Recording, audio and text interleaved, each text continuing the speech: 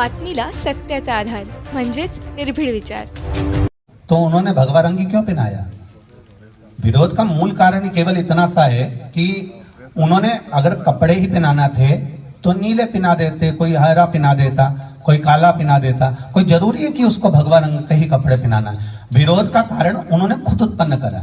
यहाँ कोई को फुर्सत नहीं है कि किसी को पागल कुत्ता नहीं काटा है कि वो जान करके भोंकेगा या जान कर वो चिल्लाएगा। मूलतः ये है कि आप स्वयं सनातन धर्म के व्यक्ति को या भगवा रंग को ऐसा जनमानस में लाना चाहते हो कि ये एक ऐसा रंग है। उसने शब्द भी कहा कि ये मैं कपड़ा पहन रखा हूं, ये मुझे ऐसा कुछ बोला है उन्होंने कि ये कपड़ा पहन रखा हूं और ये मेरे लिए ठीक नहीं। तो तुम खुद कह रहे हो कि ये कपड़ा तुम्हारे लिए ठीक नहीं है, तो काहे को पहना हो भाई? क्यों पहने हो? कौन ने कहा कि तुमको इस वस्त्र को धारण करो? हम तो इतना कहना चाहेंगे कि आप परिधान के साथ में जो बेटियों का चरित्र दिखा रहे हो, आधा स्वरूप उनका दिखा रहे हो, वस्त्र कम दिखा रहे हो, ये क्या दिखाना चाहते हो? आप क्या प्रस्तुत करना चाहते हो? क्या हमारे यहाँ की बहन बेटियां ऐसी हैं?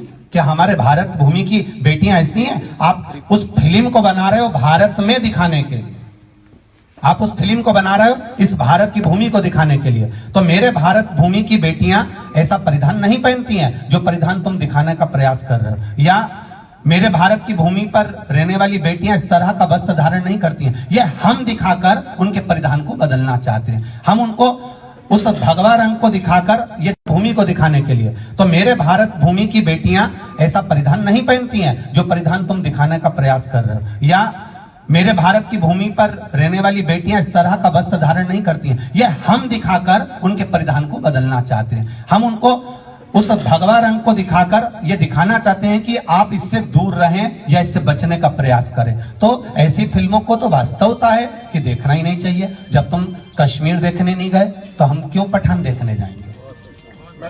रहेगा आरएसएस और बजरंग दल का नाम इसलिए लिया गया, इन दोनों को कभी चुनाव लड़ते देखा है आपने? आरएसएस को कभी चुनाव लड़ते देखा है?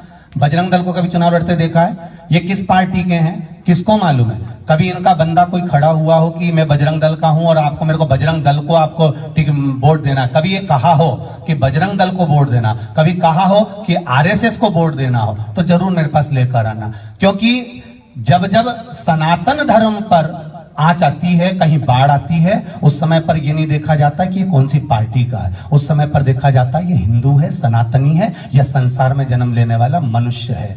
पंडित प्रदीप मिश्रा या मैं खुद कोई पार्टी का नहीं, मैं केवल भोलेनाथ जी का भक्त हूं, सनातनी हूं, हिंदू धर्म में पैदा हुआ हूं और एक सनातन धर्म के अंदर हिंदू की औलाद हूं। इसलिए जब भी बात करूंगा सनातन धर्म की बात करूंगा, ना कोई राजनीति से ना कोई पार्टी से, क्योंकि किसी पार्टी से हमें कोई मतलब रहता भी नहीं है।